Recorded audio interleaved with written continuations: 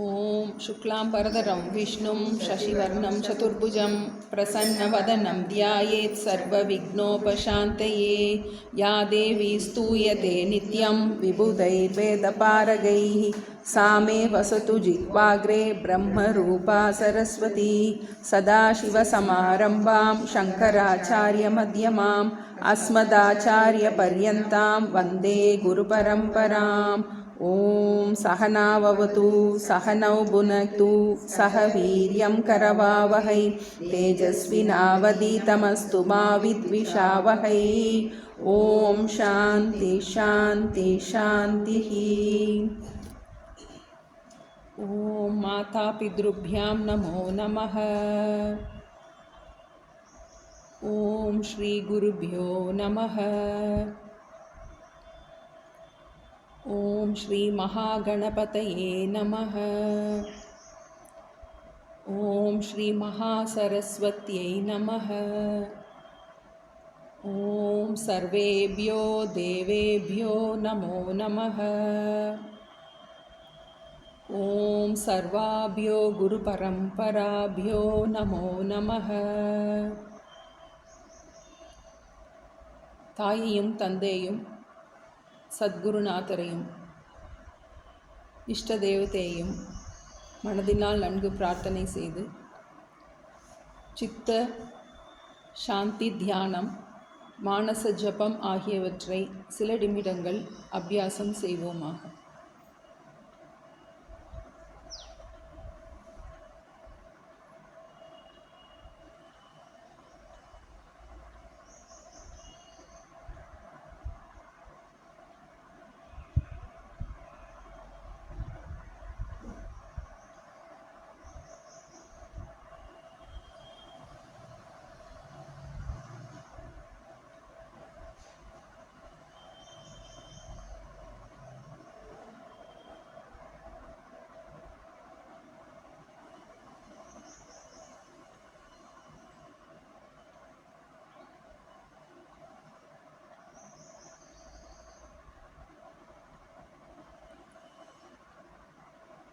மோட்சத்தை விரும்பும் சாதகர்களாகிய நாம்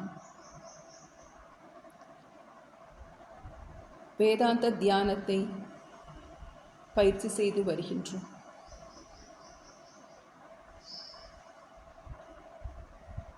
ஞானம் அடைய தகுதியை கொடுக்கும் தியானம் உபாசனை எனப்படும்.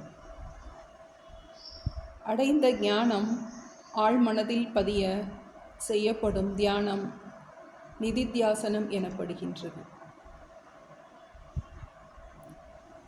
வேதாந்தத்தின் தாத்பரியம் பிரம்ம சத்தியம் ஜெகத் மித்யா ஜீவோ பிரம்மைவ நாபரஹ. இந்த உண்மையானது நம் ஆழ்மனதில் பதியும் பொருட்டு இந்த நிதித்தியாசனம் என்னும் தியானம் மேற்கொள்ளப்படுகின்றது.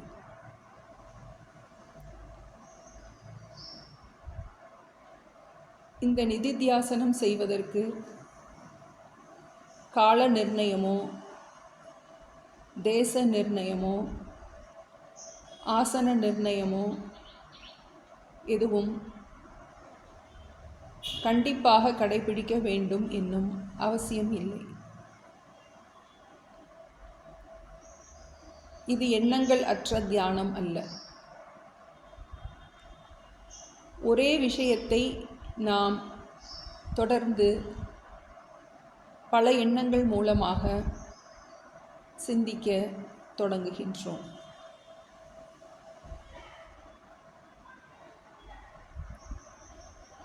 இன்று நாம் ஒரு விஷயத்தை சிந்திக்கப் போகின்றோம்.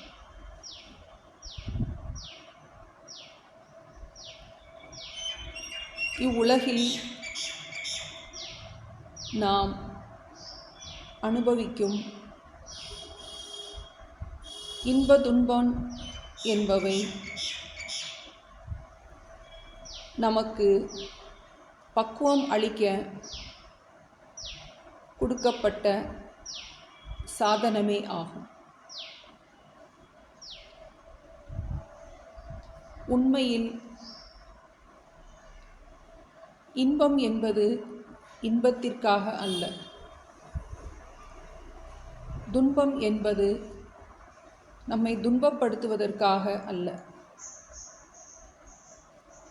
உலகத்தில் நாம் அனுபவிக்கும் அனைத்து இன்பமும் துன்பமும் நம்மை பண்படுத்துவதற்காக கொடுக்கப்பட்ட சாதனமே ஆகும்.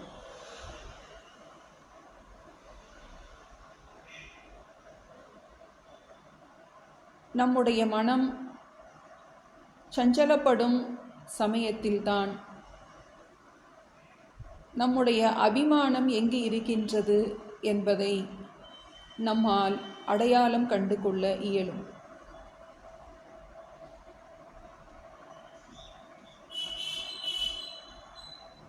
வேதாந்தத்தில் நாம் பிரம்மைவ சத்தியம் ஜெகத் மித்யா என்னும் பேருண்மையை ஆழ்மனதில் பதிய வைக்கப் போகின்றோம். உலகத்தில் உள்ள இன்பத்திற்கும் துன்பத்திற்கும் அதிகப்படியான சத்தியத்துவ புத்தியை கொடுப்பதால் நாம் சுகதுக்கத்தால் பாதிக்கப்பட்டு வருகின்றோம்.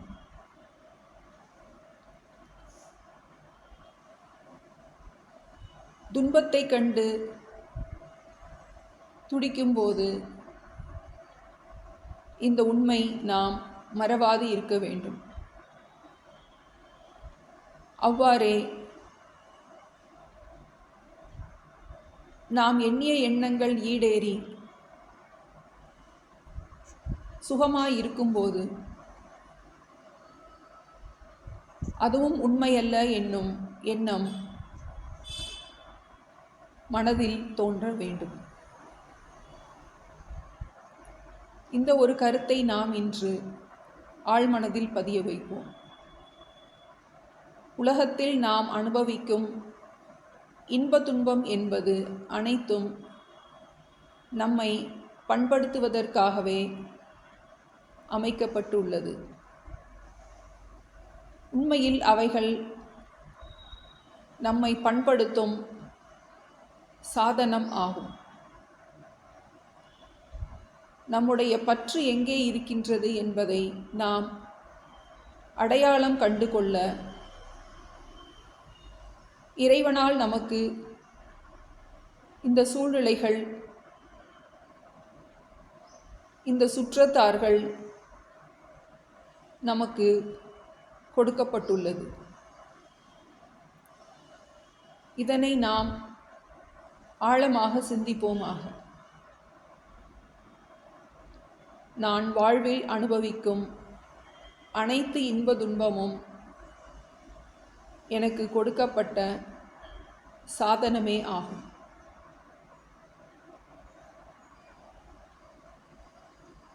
நம்மை இன்பப்படுத்தும் துன்பப்படுத்தும் சூழ்நிலைகளை நம் கண்முன் நிறுத்தி இந்த உண்மையை ஆழ்மனதில் சில நிமிடங்கள் பதிய வைப்போமாக.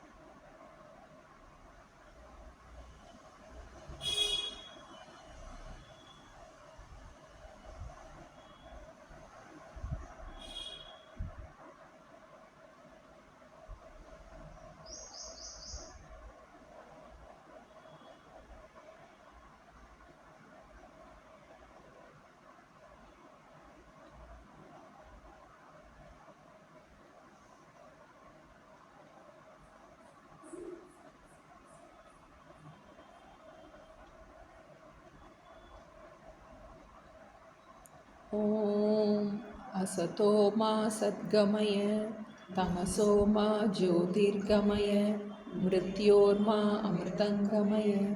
ओम शांति शांति शांति.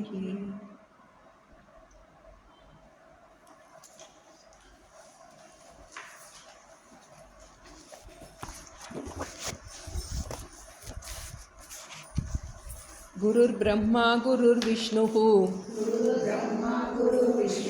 गुरुर्देवो महेश्वरः गुरु साक्षात् परब्रह्म तस्मै श्री गुरवे नमः।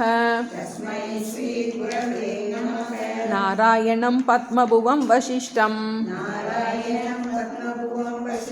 शक्तिं च तत्पुत्रपराशरं च व्यासं शुकं गौडपदं महान्तं गोविन्दयोगीन्द्रमतास्य शिष्यं श्रीशङ्कराचार्यमतास्य पद्मपादं च हस्तामलकं च शिष्यं तं तोटकं वार्तिककारम् अन्यान् अस्मद्गुरून् सन्ततमानतोऽस्मि। श्रुतिस्मृतिपुराणानाम् आलयं करुणालयं नमामि भगवत्पादं शङ्करं लोकशङ्करं शङ्करं शङ्कराचार्यं केशवं बादरायणं सूत्रभाष्यकृतौ वन्दे भगवन्तौ पुनः पुनः। ईश्वरो गुरुरात्मेति मूर्तिभेदविभागिने व्योमवद्व्याप्तदेहाय दक्षिणामूर्तये नमः। सदाशिवसमारम्भां शङ्कराचार्यमध्यमाम् अस्मदाचार्यपर्यन्तां वन्दे गुरुपरम्पराम्। ॐ यो ब्रह्माणं विददाति पूर्वं यो वै वेदांश्च प्रहिणोति तस्मै तं ह देवम् आत्मबुद्धिप्रकाशम् मुमुक्षुर्वै शरणम् अहं प्रपद्ये। ॐ असतो मा सद्गमय तमसो मा ज्योतिर्गमय मृत्योर्मा अमृतङ्गमय। ॐ शान्ति शान्ति शान्तिः। பக்கம் 8 ரூபம் திருஷ்யம் லோச்சனம் திருக் 8 பக்கம் 8 ரூபம் திருஷ்யம் லோச்சனம் திருக் தத்ருஷ்யம் திருக்து மானசம் திருஷ்யாதிவிருத்தய சாட்சி திருகேவ நது திருஷ்யதே। பக்கம் 44 பக்கம் 44 ஸ்லோகம் 29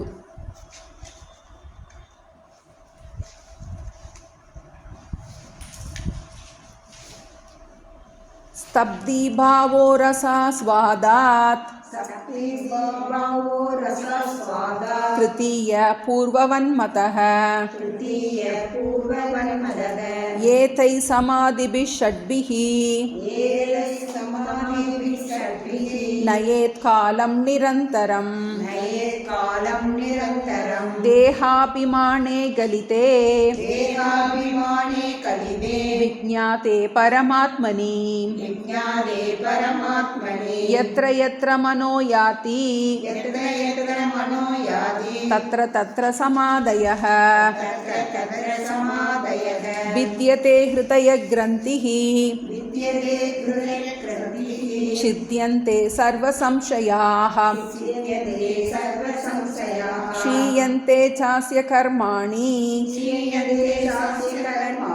तस्मिन् दृष्टे परावरे। दृक् திருஷ்ய விவேகம். முதல் ஸ்லோகம் நமக்கு மறக்கவே கூடாது. ரூபம் திருஷ்யம் லோச்சனம் திருக்கு தத் திருஷ்யம் திருக்து மானசம் திருஷ்யாதிவிருத்தய சாட்சி திருகேவ நது திருஷ்யதே. உலகம் பார்க்கப்படு பொருளாக இருக்கின்றது, இந்திரியங்கள் பார்ப்பவனாக இருக்கின்றது. மனம் பார்ப்பவன், இந்திரியங்கள் பார்ப்பவனாக இருக்கின்றது. இந்திரியங்கள் பார்க்கப்படு பொருளாக இருக்கின்றது, மனம் பார்ப்பவனாக இருக்கின்றது. மனம் பார்க்கப்படு பொருளாக இருக்கின்றது, ஆத்மா அல்லது சாட்சி பார்ப்பவனாக மட்டுமே இருக்கின்றது. திருகேவ நது திருஷ்யத்தை. இதுதான் நமக்கு சாரம், இந்த நூலுடைய சாரம். இந்த முதல் எப்படி நம்ம ஆத்மானம் சேத் விஜானியாத்தை நம்ம மறக்காமல் இருந்தோமோ அது மாதிரி இதை நம்ம ஒவ்வொரு கிளாஸ்லேயும் முதல்ல தொடங்கும்போது ரூபம் திருஷ்யம் லோச்சனம் திருக்கு தத் திருஷ்யம் திருக்து மானசம் திருஷ்யாதிவிருத்தய சாட்சி திருகேவ நது திருஷ்யத்தை. ஏன்னா இந்த ஸ்லோகத்தை அடிப்படையாக தான் நம்ம நிதித்தியாசனத்தில் அந்த 6 விதமான சமாதி அபியாசங்கள் பார்த்துக்கிட்டோம். 6 சமாதிகள் பார்த்துட்டோம் நம்ம. சப்தானுவித்த, திருஷ்யானுவித்த, பாஹ்ய, ஆந்தர. கண்ணை மூடி பண்ணுற கண்ணை திறந்துட்டு பண்ணுற தியானம், கண்ணை மூடி பண்ணுற தியானம். நமக்கு இந்த திருஷ்ய விவேகத்தில் முக்கியமாக அந்த ஜீவனில் இருக்கின்ற அந்த குழப்பம், இந்த நான்கிறதுல நமக்கு இருக்கின்ற பார்ப்பவன்கிற இடத்துல இருக்கின்ற குழப்பம்தான் அனைத்து துக்கத்துக்கும் காரணம். சம்சாரத்துக்கு காரணம் என்ன அப்படின்னா அவிவேகம். அவிவேகம்னா என்ன? விவேகம்னா விவிச்ச ஜானாதி, பிரித்து பார்க்குறது. நமக்கு பார்ப்பவனையும் பார்க்கப்படும் பொருளையும் நம்ம என்ன பண்ணணும், பிரிக்க முடியல. ஏன்னா மனசு பார்ப்பவனாகவும் இருக்கின்றது, பார்க்கப்படும் பொருளாகவும் இருக்கின்றது. அப்போ என்ன பண்ணிடுறோம் நம்ம, அதை தப்பாக பார்க்கப்படும் பொருளை பார்ப்பவன்னு நினச்சி அதை நான் வேற நினைக்க தொடங்கிடும். அதுக்கு காரணம் நம்ம பார்த்தோம், அந்த மாயா சக்தியை பார்த்தோம். இப்போ நமக்கு விஷயம் புரிஞ்சிருச்சு. நமக்கு 3 அம்சம் இருக்குது. எந்த நான் உண்மையிலேயே நான் அப்படிங்கிறத நமக்கு நீண்ட நாள் விசாரம் பண்ணி என்ன பண்ணிடுறோம், புரிஞ்சுக்கணும். எண்ணங்கள் தான் நமக்கு எப்போவுமே பிரச்சனையாக இருக்குது. ஏன்னா மனசு தான் நமக்கு துன்பத்துக்கு அந்த ஆயத்தனமாக இருக்குது. நம்ம சுக துக்கத்தை அனுபவிக்கின்ற இடம் மனசு. அதை என்ன பண்ணிடுறோம், அந்த மனசை நான் நினைக்க தொடங்கிடும்.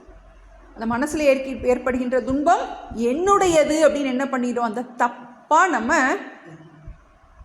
அவிவேகம்னு சொல்கிறோம். இதுக்கு ஒரே தீர்வு என்ன, அதை விவேகம் பண்ணுறது, பிரித்து பார்க்குறது. எப்படி பிரிக்கிறது அப்படிங்கும்போது நம்ம 5 விஷயம் பார்த்தோம். அஸ்தி பாதி பிரியம் ரூபம் நாமச்சேத் அம்ச பஞ்சகம் ஆத்யத்ரயம் பிரம்ம ரூபம் ஜெகத் ரூபம் தத்தோத்வயம். இந்த 2 ஸ்லோகமும் திருஷ்ய விவேகத்தில் ரொம்ப முக்கியமானது. முதல் ஸ்லோகமும் 20வது ஸ்லோகமும் அதனுடைய இதை வச்சு தான் ரொம்ப ஆழமான விஷயங்கள் நமக்கு உபதேசம் பண்ணப்பட்டிருக்கு. நம்ம உலகத்தில் பார்க்கின்ற எல்லா விஷயத்துலையும் சத்து, சித்து, ஆனந்தம் ப்ளஸ் நாமரூபம் சேர்ந்திருக்கு. முதல் 3 பிரம்ம ரூபம், அடுத்த 2 ஜெகத் ரூபம் போடலாம், மாயா ரூபம்னு போடலாம். மாயா காரியம், உண்மையிலேயே காரணம்தான் இருக்கின்றது, மாயையினால் காரியமாக தோன்றுகின்றது. இப்போ என்ன பண்ண போகிறோம், நம்ம விவேகம் பண்ண போகிறோம். இந்த 5ஐயும் பிரித்து, ஒன்று சத்திய அம்சம், இன்னொன்று மித்யா அம்சம். இப்போ என்ன பண்ணணும், நம்ம மித்யா அம்சத்தை விட்டுட்டு சத்திய அம்சத்தை பிடிச்சுக்கணும். விட்டு விடாத லட்சணம். அந்த நாம ரூபத்தை விட்டுட்டு அந்த பிரம்ம ரூபத்தை எடுத்துக்கணும். எப்படி எடுக்கணும், நான் எடுக்கணும்.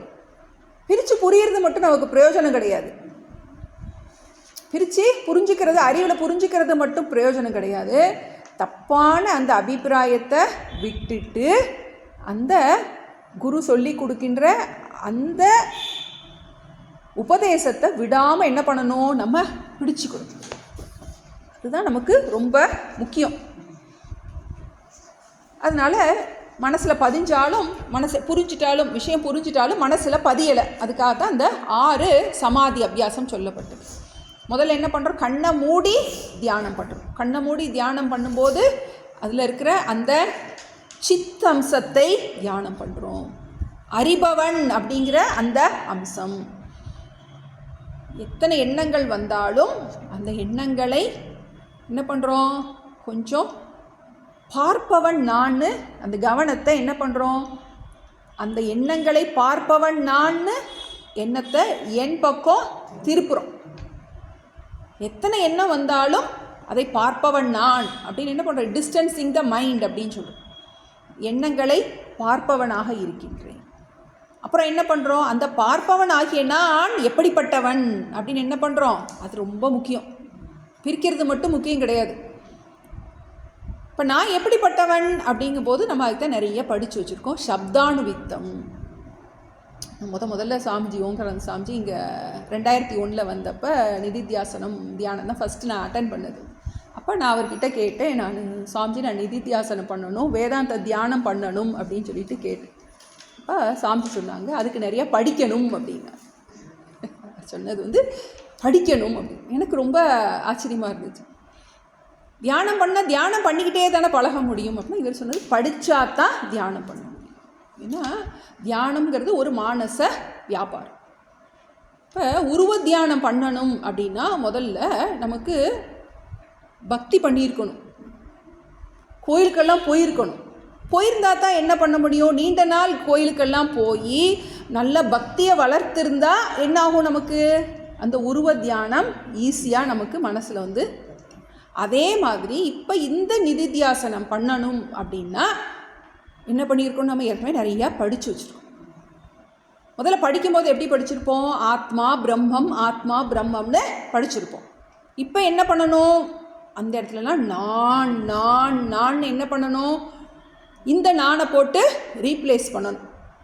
அதுதான் ரொம்ப முக்கியம். இந்த தியானத்தினுடைய முக்கியமான பகுதி இதுதான். நான் என்னை பற்றி இது வரைக்கும் வச்சுருந்த அபிப்பிராயத்தை விட்டுட்டு, இது வரைக்கும் நான் என்னை பற்றி என்னென்னலாம் நான் நினச்சி வச்சுருந்தேன். நான் அம்மா, நான் மகா, எனக்கு இந்த பொறுப்பு இருக்குது, எனக்கு இந்த கஷ்டம் இருக்குது, எனக்கு இந்தந்த பிரச்சனைகள் இருக்குது, இந்த பொறுப்புகள் இருக்குது, இந்த கடமைகள் இருக்குது, நான் இப்படி பண்ணணும், நான் அப்படி பண்ணணும், இதை நான் தெரிஞ்சுக்கிடணும், இதை நான் படிக்கணும், நான் இங்கே போகணும், சொல்லிக்கிட்டே இருக்கலாம் நம்ம. இன்றைக்கி பிரச்சனை, நேற்று பிரச்சனை, எல்லாம் என்ன பண்ணோம்? நான் சொல்லும்போது அதெல்லாமே அது எதை சேர்ந்தது? அந்த ஜீவனான சேர்ந்தது, அந்த அகங்காரனான சேர்ந்தது.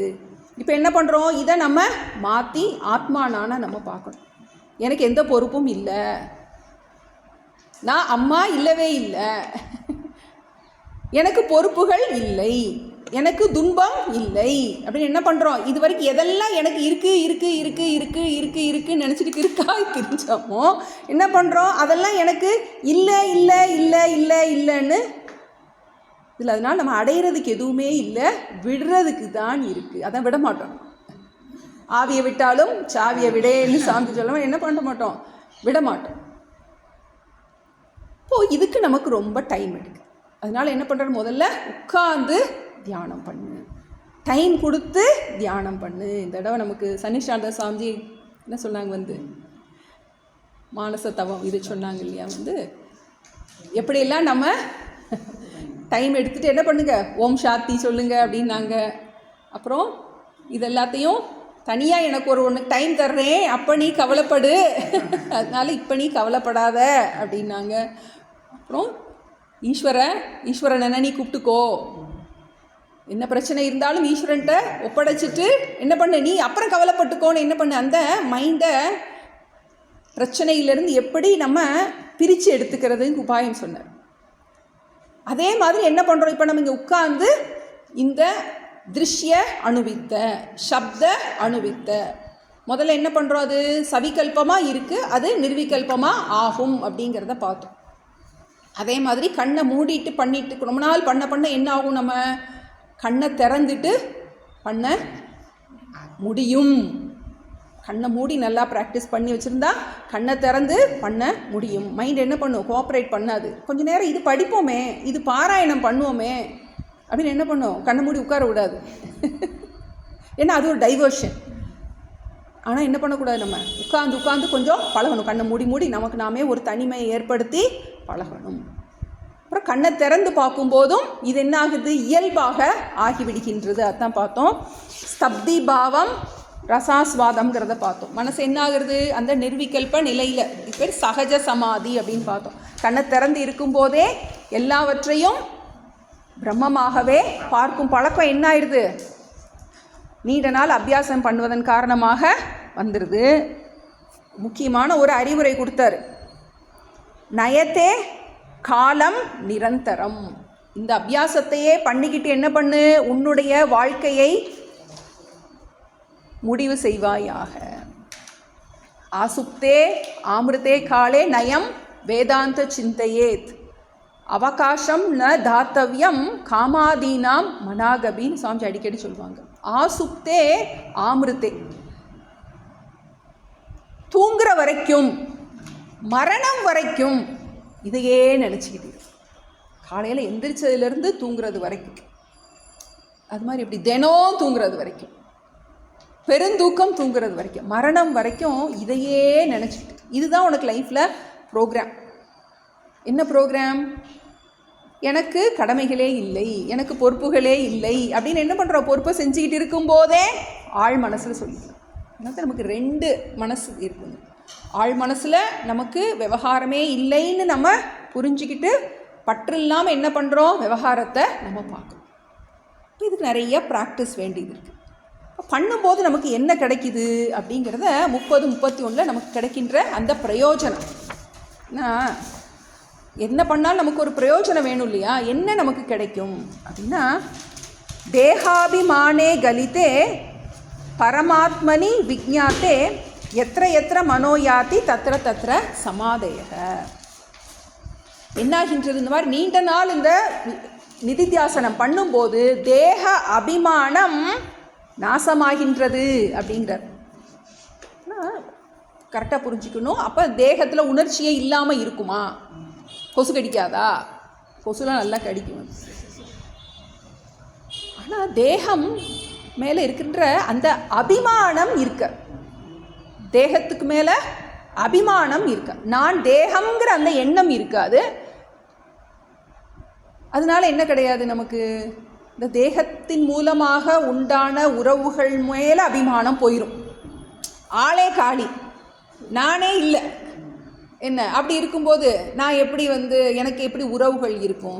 அப்போ அது என்ன ஆகின்றது, அந்த அபிமானம் முழுமையாக என்ன ஆயிடுது, போச்சு, முழுமையாக போயிடுச்சு.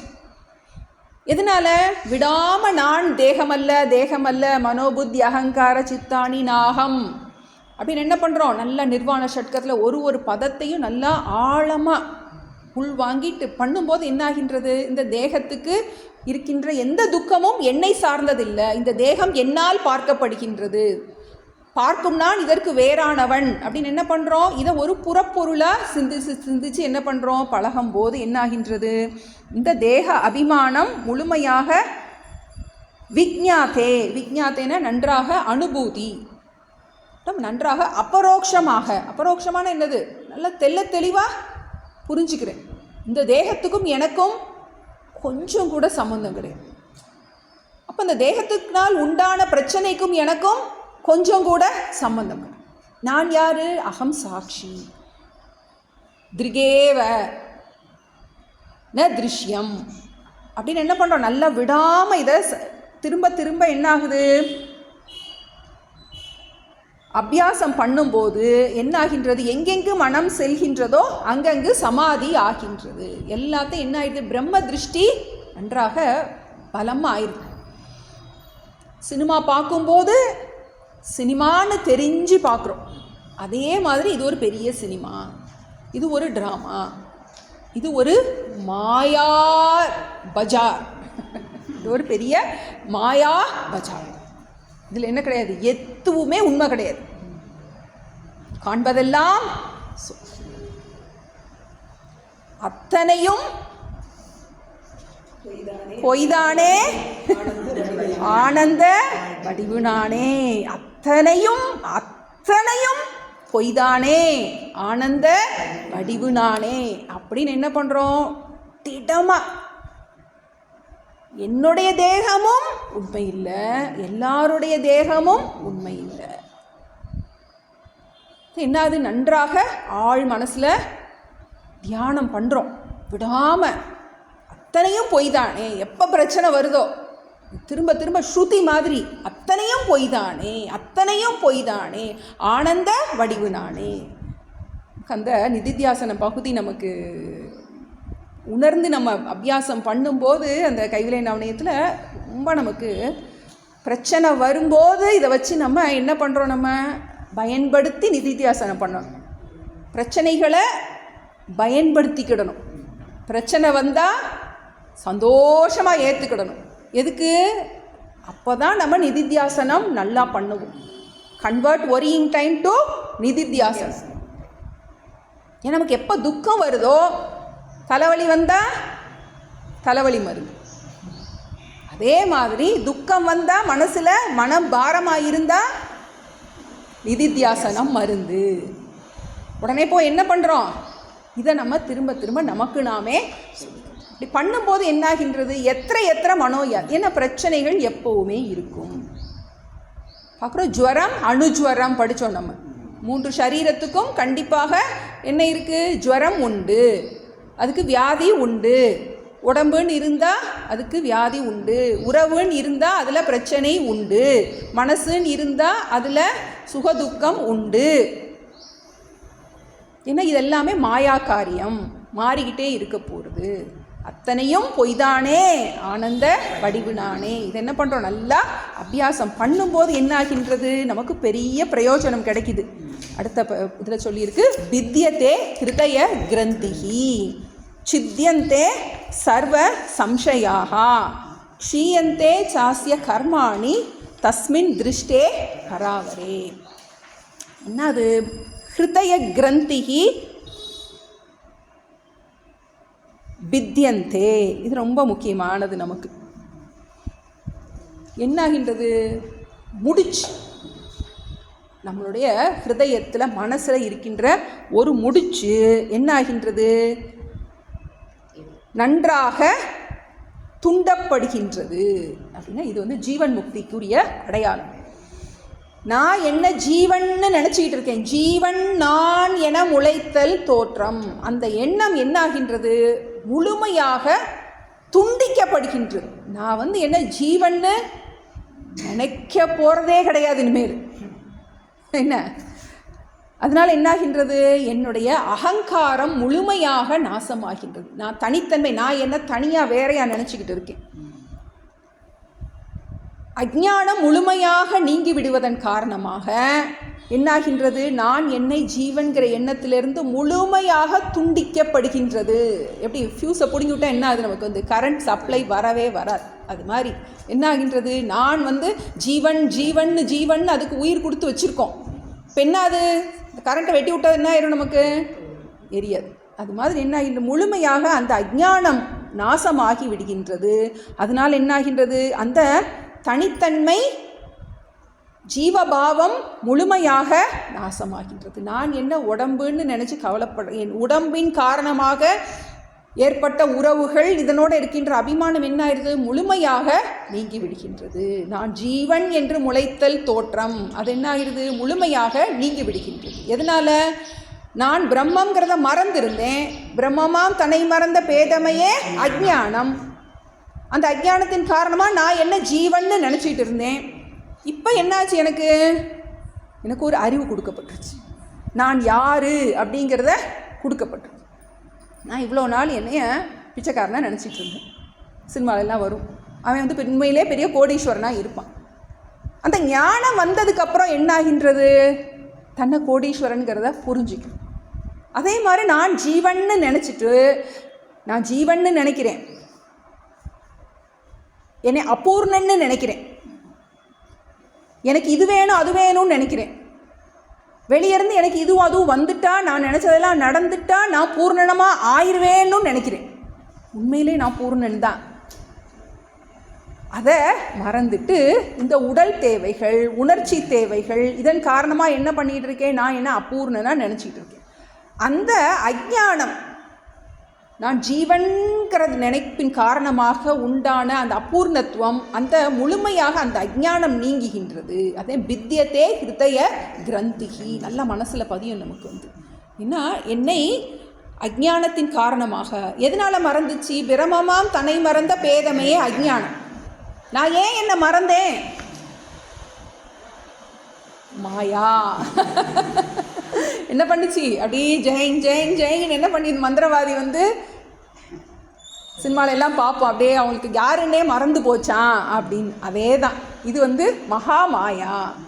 நம்ம என்ன பண்ணிட்டோம்? நம்ம மறந்துட்டோம். இது ஒரு லீலை. ஏன் மறக்க வைக்கணும், அதுக்கப்புறம் இந்த மாதிரி கஷ்டப்படுத்தணும்? இதுக்கு நமக்கு ஆன்சர் கிடையாது. வித்யதே ஹிருதய கிரந்திகி. நன்றாக உண்மை புரிஞ்சதுக்கப்புறம் என்ன ஆகின்றது? சித்தியந்தே சர்வ சம்சயாக. சர்வ சம்சயாக, அனைத்து சந்தேகங்களும் நீங்கி விடுகின்றது. இன்னொன்று போட்டுக்கலாம், அனைத்து தேவைகளும் நீங்கி விடுகின்றது. வித்யதே ஹிருதய கிரந்திங்கிறது ஜீவன் முக்தி. சித்தியந்தே சர்வ சம்சயாக, நன்றாக என்னாச்சு? நமக்கு விழிப்பு உண்டாயிருச்சு, நல்லா முழிச்சாச்சு. மாயையிலேருந்து முழிச்சுக்கிட்டோம். எப்படி முழிச்சுக்கிட்டோம்? எல்லாமே மாயைன்னு புரிஞ்சுக்கிட்டோம். சாமிஜி எப்பயுமே சொல்லுவாங்க, மாயையை மாயைன்னு புரிஞ்சுக்கிட்டா மாயை ஒன்றும் பண்ணாது. மாயையை மாயைன்னு புரிஞ்சுக்கிட்டேன், மாயை ஒன்றும் பண்ணாது. நல்லா புரிஞ்சுக்கணும். அது பல்லு புடுங்கின பாம்பு மாதிரி. எல்லாமே மாயை, எதுவுமே உண்மை இல்லை. என்னுடைய பிள்ளைங்க மாயை, அதில் பிரச்சனைகள் மாயை, சுகம் மாயை, துக்கம். நம்ம என்ன பண்ணுவோம்? சுகத்தை மட்டும் உண்மைன்னு நினச்சிக்கிடுவோம், துக்கத்தை மாயைன்னு சொல்லணும்னு நினைப்போம். அது ஒர்க் ஆக. மாயைன்னா எல்லாமே மாயை தான். அப்போது சர்வ சம்சயாக சித்தியந்தே, அனைத்து சந்தேகங்களும் கொஞ்சம் கூட என்ன இல்லை, சந்தேகமே இல்லை. இது மித்தியானா மித்தியா தான், சுகமும் மித்தியா, துக்கமும் மித்தியா அப்படின்னு நன்றாக திடமாயிடுச்சு. அதுக்கப்புறம் என்ன ஆகின்றது? அதனால கர்மாணி க்ஷீயந்தே, 3 கர்மங்களும் அழிந்து விடுகின்றது. சஞ்சிதம், ஆகாமி, பிராரப்தம். 3 கர்மங்களும் அழிந்து விடுகின்றது. அதனால் என்ன கிடையாது? நமக்கு மீண்டும் பிறப்பு கிடையாது. இது விதேக முக்தியை குறிக்கின்றது. அஸ்ய கர்மாணி க்ஷீயந்தே. இதுதான் நமக்கு கிடைக்கின்ற முக்கியமான பிரயோஜனம். இதன் மூலமாக என்ன கிடைக்குது அப்படின்னா, கைவிலை நவனியத்தில் நமக்கு கைவிலை நவனியத்தை படிக்கிறனால என்ன பிரயோஜனம் அப்படின்னா, விஷய மண் தின்று அலைவரோ பசியில்லை. விஷய மண். அதுக்கப்புறம் நீ எதையுமே என்ன பண்ண மாட்டேன், அது இருந்தால் தான் நான் நல்லா இருப்பேன் அப்படின்னு அந்த சின்மயானந்த சுவாமி சொல்லுவாங்க, don't put the key of happiness in other persons பாக்கெட்டுன்னு சொல்லுவாங்க. Don't put the key of happiness in other persons pocket. உன்னுடைய சந்தோஷத்துக்கான சாவியை அடுத்தவன் பாக்கெட்டில் போடாத அப்படின்னு. இப்போ என்ன பண்ண மாட்டோம்? சந்தோஷத்துக்காக யார்கிட்டையும் எதையும் எதிர்பார்க்க மாட்டோம். ஏன்னா நல்லா தெரியும், எதிலிருந்தும் முழுமையான சந்தோஷம் வெளியே இல்லவே இல்லை அப்படிங்கிறது நன்றாக தெரிகின்றது. இப்போ இந்த ஞானத்தினுடைய பிரயோஜனம். இப்போ இதுதான் நமக்கு இதோட ஒரு சாப்டர் முடிஞ்சிருச்சு அப்படின்னு பார்த்தோம். இப்போ இனி அடுத்து 15 ஸ்லோகம் 32லேருந்து 46 வரைக்கும் இப்போ இன்னொரு விதமான ஒரு அப்ரோச் சொல்கிறார். இப்போ இதில் ஒரு 3 பார்த்துருக்கோம். 3 பார்ப்பவன் பார்க்கப்படும் பொருள் பார்த்தோம். இப்போ இனி அடுத்து வர்றதில் 3 ஜீவர்கள் பார்க்கணும். இப்போ நம்மக்கிட்டேயே 3 அம்சம் இருக்குது, 3 அம்சம் இருக்கின்றது அப்படின்னு பிச்சு சொல்ல போகிறார். ஏன்னா நமக்கு எல்லா குழப்பமே அந்த நானில் தான் ஏற்படுது. நம்ம கரெக்ஷன் பண்ண வேண்டியது அந்த நானில், அந்த ஜீவனில் தான் நமக்கு மாற்றம் வர வேண்டியது இருக்குது. அப்போ எங்கெங்கெல்லாம் எப்படிலாம் நமக்கு குழப்பம் வரும் அப்படிங்கிறத நமக்கு அப்படி கருணையோடு இந்த இடத்துல நீ உன்னையே கரெக்ட் பண்ணு. வேறு எங்கேயுமே உலகத்தை எதையுமே யாரையும் மாற்ற போகிறது கிடையாது. நம்மளுடைய ஆள் மனசில் இருக்கின்ற அந்த 4 எண்ணத்தில் தான் என்ன பண்ண போகிறோம், மாற்றத்தை கொண்டு வர போகிறோம். இப்போ இதில் ஒரு முக்கியமான வேறு ஒரு ரூபத்தில் நமக்கு இதை கொண்டு போகிறார். 3 ஜீவர்கள் நமக்குள்ளேயே என்ன பண்ணுறோம், 3 அம்சம் இருக்குது. எப்படி ஸ்பிளிட் பர்சனாலிட்டி மாதிரி நமக்குள்ளே என்னது, கடவுள் பாதி மிருகம் பாதி கலந்து செய்த கலவை மாதிரி நமக்குள்ளே என்ன இருக்குது, இறைவன்கிற அம்சமும் இருக்குது, மிருகங்கிற அம்சமும் இருக்குது. நம்ம பாட்டு கேட்குறோம் அது மாதிரி நமக்குள்ளே இருக்கிறன்ற அம்சத்தை பிரித்து நீ எதில் அதிகமாக இருக்காய், நீ எதில் அதிகமாக இருக்கணும் அப்படிங்கிறத சொல்ல போகிறார். ஸ்லோகம் 32. அவச்சின்ன சிதாபாசஹ த்ரிதீய ஸ்வப்னகல்பிதஹ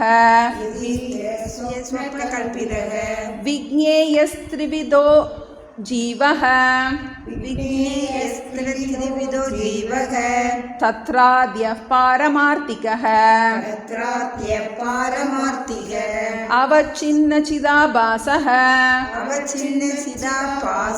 த்ரிதீய ஸ்வப்னகல்பிதஹ விக்ஞேயஸ்த்ரிவிதோ ஜீவஹ தத்ராத்யः பாரமார்த்திகः.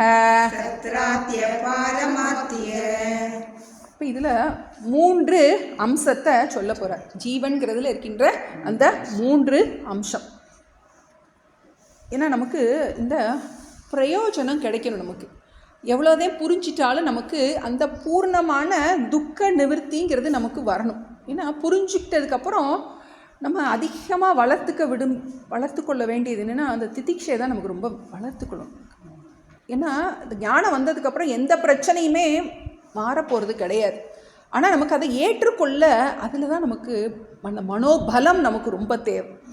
அப்போ அது மனோபலம் இல்லாததுனால தான் என்ன பண்ணுறோம், நம்மளால் அந்த ஞானத்தில் நிலைச்சி நிற்க முடியல. இப்போ இதில் 3 விதமான ஜீவர்களை சொல்கிறார். இப்போ ஒவ்வொருத்தர்கிட்டையும் 3 அம்சம் இருக்கின்றது. இப்போ முதல்ல கொஞ்சம் புரிஞ்சிக்கலாம், அதுக்கப்புறம் அந்த ஸ்லோகத்துக்குள்ளே போகலாம். எல்லாம் தெரிஞ்ச விஷயம் தான், ஒன்றும் கஷ்டம் கிடையாது. அவர் கடாமுடான்னு போட்டிருக்காரு, உங்களுக்குலாம் எல்லாமே தெரிஞ்ச விஷயம் தான். 3 விதமான அம்சங்கள் சொல்கிறாங்க. பாரமார்த்திகம், வியாவகாரிகம், பிராதிபாசிகம். 3 பாரமார்த்திக ஜீவக, வியாவகாரிக ஜீவக, பிராதிபாசிக ஜீவக. இங்கிலீஷில் சொல்லும்போது பாரமார்த்திக ஜீவங்கிறது அப்சல்யூட் ரியாலிட்டின்னு சொல்லுவோம். வியாவகாரிகம்ங்கிறது அப்ஜெக்டிவ் ரியாலிட்டி. பிராதிபாசிகம்ங்கிறது subjective reality. Absolute reality, objective reality, subjective reality. இப்போ கனவு வாங்குகிறோம். இப்போ எனக்கு கனவு ஏதோ ஒரு நல்ல தெளிவாக ஒரு கனவு வாங்குகிறேன். ஆனால் அந்த கனவு எனக்கு மட்டும்தான் தெரியும், வேறு யாருக்கும் தெரியாது. கனவு சமயத்தில் மட்டும்தான் தெரியும், மற்ற சமயத்தில் தெரியாது. அதனால அதுக்கு பேர் பிராதிபாசிகம்.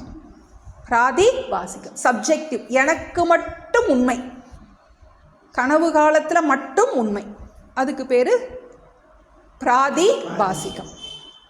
2வது வியாவகாரிகம். வியாவகாரிகம்ங்கிறது எல்லாருக்கும் உண்மையாக தான் இருக்கு. கனவுலேருந்து தூக்கத்திலேருந்து முழிச்சு வந்ததுக்கப்புறம் அதே மாதிரி தான் இருக்கு, எல்லாருக்கும் ஒரே மாதிரி தான் இருக்கு. இது மாயா காரியம். கனவுங்கிறது நம்முடைய நித்ரா காரியம். நம்முடைய நித்ரையினால், நம்முடைய நித்ரா சக்தியினால் உண்டாக்கப்படுகின்றது கனவு. கனவுக்கு கர்த்தா யார்? நம்ம தான்.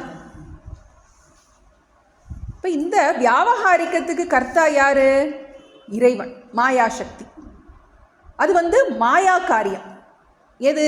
இந்த வியாவகாரிகம். ஞானம் வந்ததுக்கப்புறம், அந்த விழிப்பு வந்ததுக்கப்புறம் என்னாகின்றது?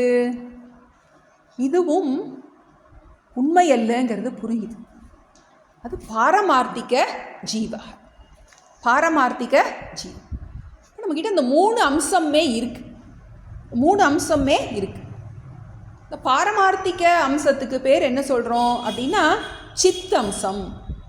அது பிம்பம், அது ஒரு நாளும் மாறாதது, அது யாண்டும் இருக்கின்றது. எது? அந்த சித்தம்சம். அது எதையும் எதிர்பார்த்து இருப்பதில்லை, அந்த பாரமார்த்திக ஜீவ அம்சம். வியாவகாரிக அம்சத்தையும் பிராதிபாசிக அம்சத்தையும் நம்ம வேறு பேர் சொல்ல போகிறோம்.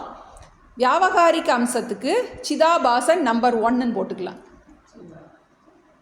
பிராதிபாசிகத்துக்கு சிதாபாசன் நம்பர் 2. ஆபாசம்னா போலி. அந்த சித்திலிருந்து கடன் வாங்கி என்ன பண்ணுது? சேஷ்டை பண்ணுது, விவகாரம் பண்ணுது.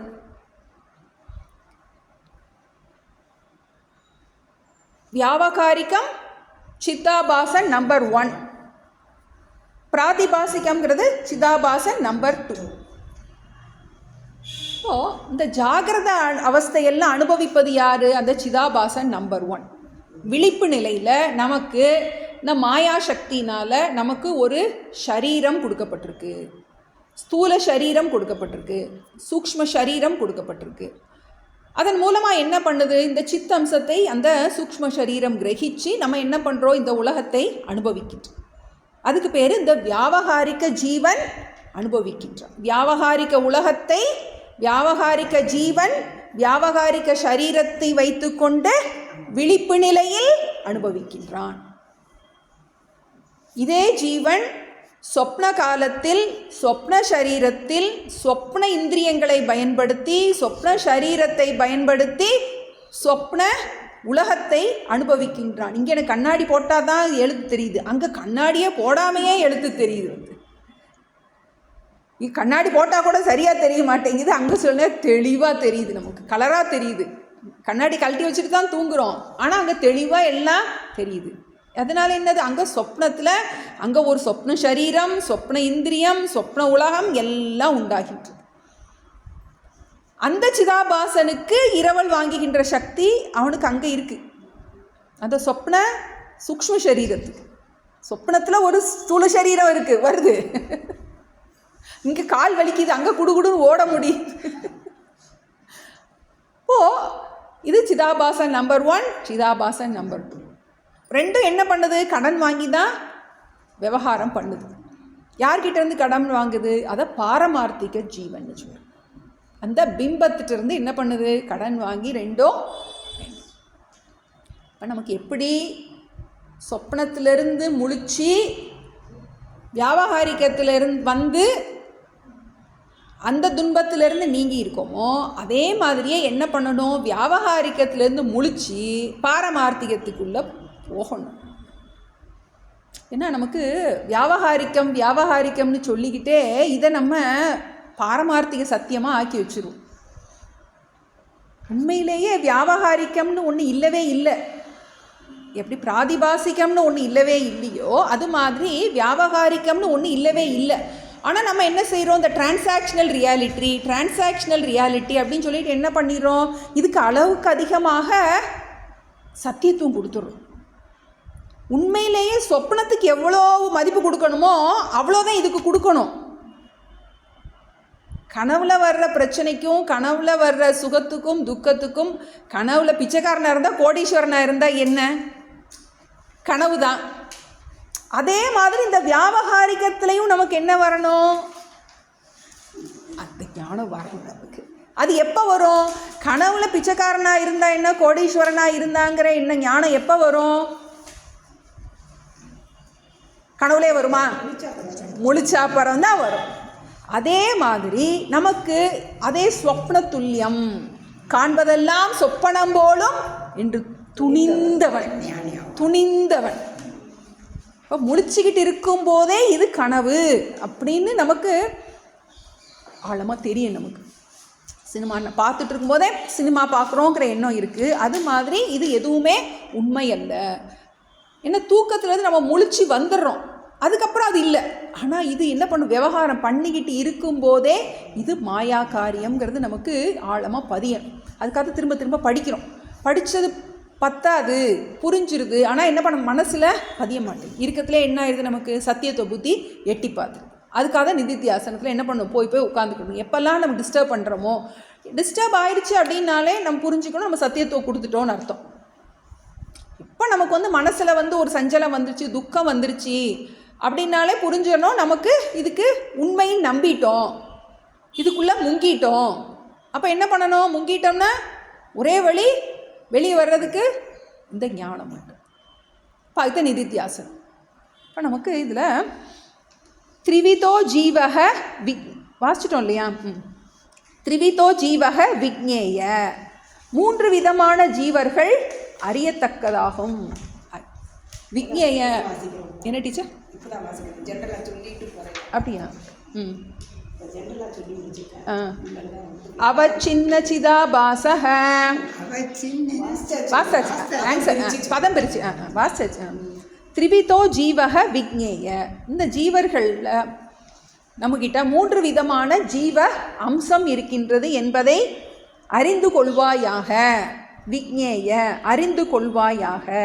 நம்பர் 1 அவச்சின்ன. அவச்சின்னம்னா பகுக்கப்பட்டதுன்னு கொடுத்துருக்குதுல,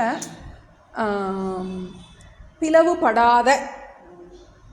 இப்போ நமக்கு கடாகாசம் தான் நம்ம எக்ஸாம்பிள் எடுக்க முடியும்.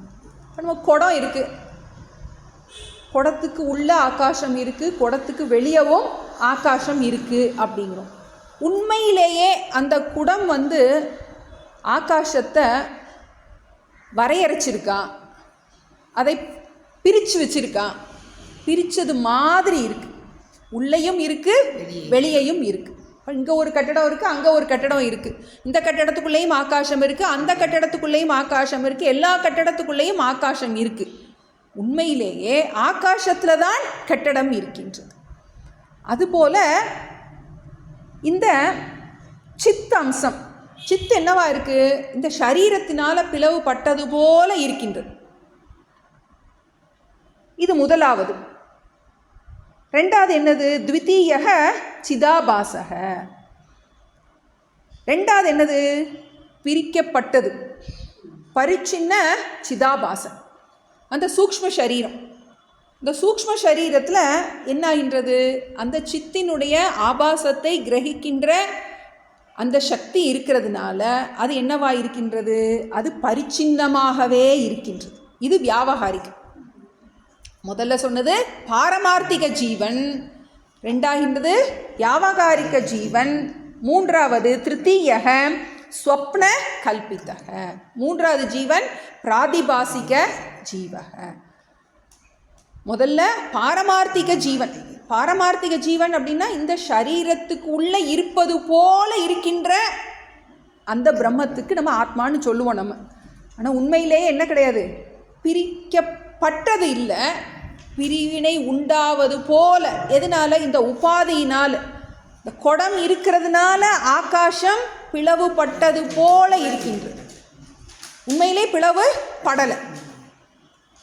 ரெண்டாவது என்னது? சிதாபாசன். மூணாவது ஸ்வப்னம். இதுலேயே 3 சொல்லுவாங்க, 2 சொல்லுவாங்க. ஆபாசவாதம், அவச்சேதவாதம்னு சொல்லுவாங்க. அவச்சேதவாதம்ங்கிறது கடாகாசம், அந்த மகாகாசம் பிரிக்கிறது. ஆபாசவாதம்ங்கிறது அந்த பிரதிபிம்பம், அந்த சித்த அம்சத்தை சொல்லும்போது அந்த ஆபாசவாதம் சொல்லுவோம். நம்ம கொஞ்சம் ஆழமான விஷயங்கள், நீங்கள் ரொம்ப குழப்ப வேண்டாம். பாரமார்த்திகம், வியாவகாரிகம், பிராதிபாசிகம், இந்த 3 விஷயங்கள் இருக்கின்றது. அவற்றில் முதலாவது பாரமார்த்திகம் ஆகும். பாரமார்த்திகம்னா அது முதலாவது, அது மாறாதது, அதுதான் அப்சல்யூட். மற்றது ரெண்டும் வந்து போகின்றது, இது ஒன்று தான் மாறாததாக இருக்கின்றது. எப்படி கொண்டு போகிறாருங்கிறத பாப்பா. அடுத்த ஸ்லோகத்தையும் படிச்சிருவோம். இப்போ தனித்தன்மையை நமக்கு எப்படின்னு சொல்ல போகிறார்? அந்த பாரமார்த்திக ஜீவனுடைய சுபாவத்தை சொல்ல போகிறார்.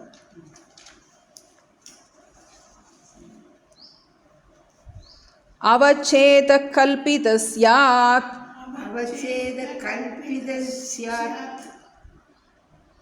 அவச்சேத்யம் து வாஸ்தவம், தஸ்மின் ஜீவத்வமாரோபாத் பிரம்மத்வம் து ஸ்வபாவதः.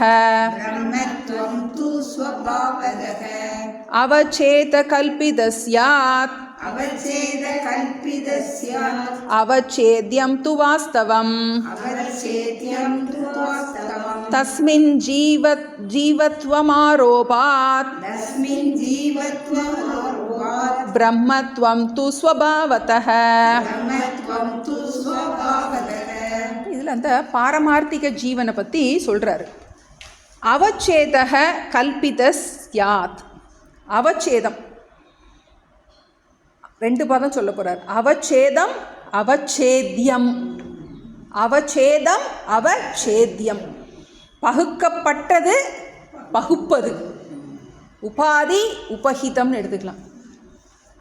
இப்போ நமக்கு இந்த குட ஆகாசம்தான் நமக்கு.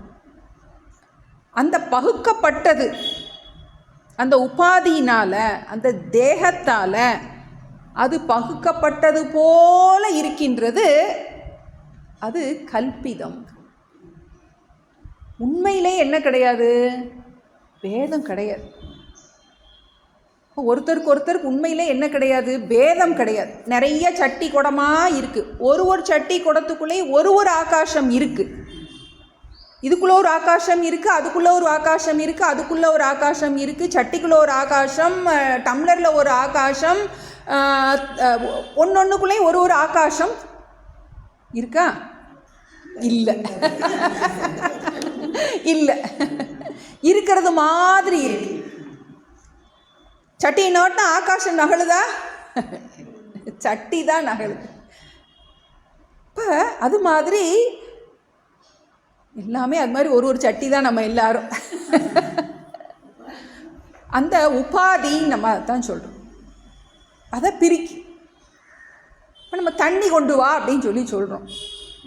தண்ணி கொண்டு வா அப்படின்னு சொல்கிறோம். இப்போ என்ன பண்ணுறோம்?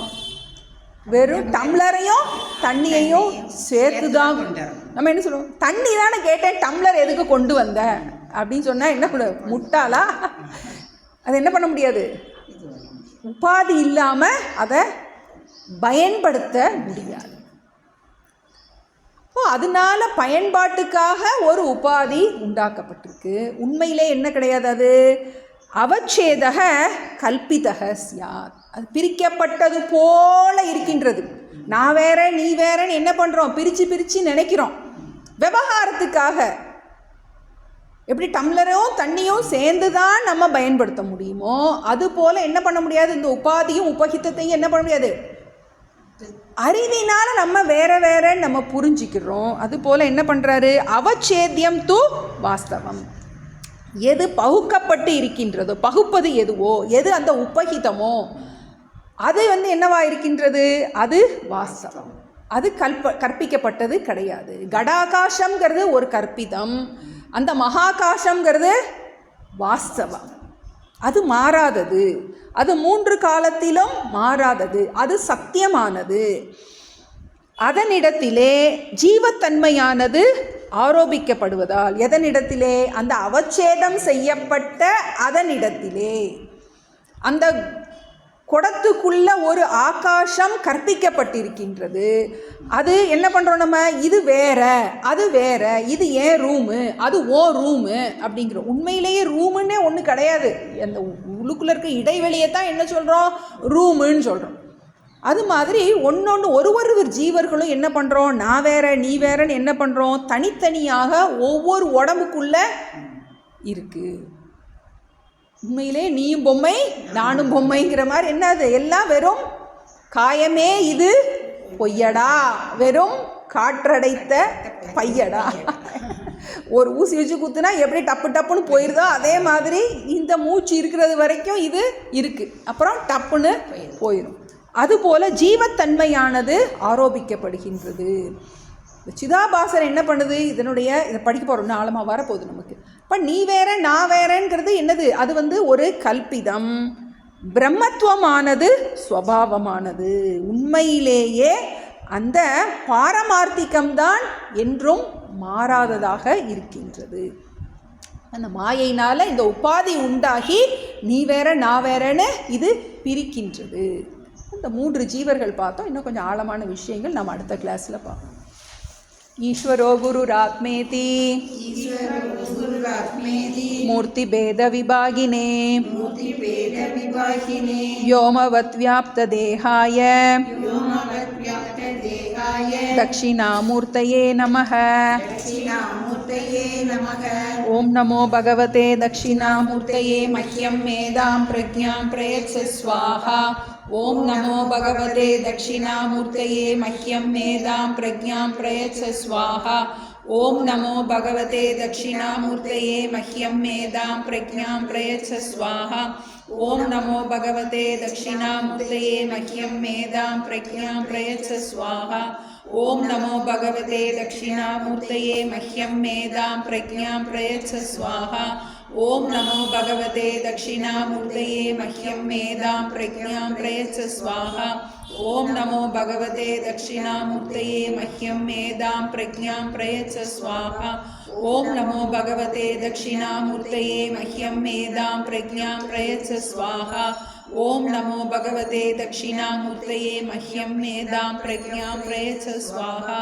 ओम नमो भगवते दक्षिणामूर्तये मह्यं मेधां प्रज्ञां प्रयच्छ स्वाहा। ओम नमो भगवते दक्षिणामूर्तये मह्यं मेधां प्रज्ञां प्रयच्छ स्वाहा। ओम नमो भगवते दक्षिणामूर्तये मह्यं मेधां प्रज्ञां प्रयच्छ स्वाहा। ओम श्री दक्षिणामूर्ति की जय। கைவல்ய சக்தி கணபதிக்கு ஐயனே எனது உள்ளே நின்று அனந்த ஜென்மங்கள் ஆண்ட மெய்யனே உபதேசிக்க வெளிவந்த குருவே போற்றி உயவே முக்தி நல்கும் உதவிக்கோர் உதவி நாயேன் செய்யுமாறொன்றும் காணேன் திருவடி போற்றி போற்றி செய்யுமாறொன்றும் காணேன் திருவடி போற்றி போற்றி। ஓம் பூர்ணமத பூர்ணமிதம் பூர்ணாத் பூர்ணமுதச்யதே பூர்ணஸ்ய பூர்ணமாதாய பூர்ணமேவாவசிஷ்யதே। ஓம் சாந்தி சாந்தி சாந்தி। ஹரிஹி ஓம் ஸ்ரீ குருப்யோ நமः। ஹரிஹி ஓம்।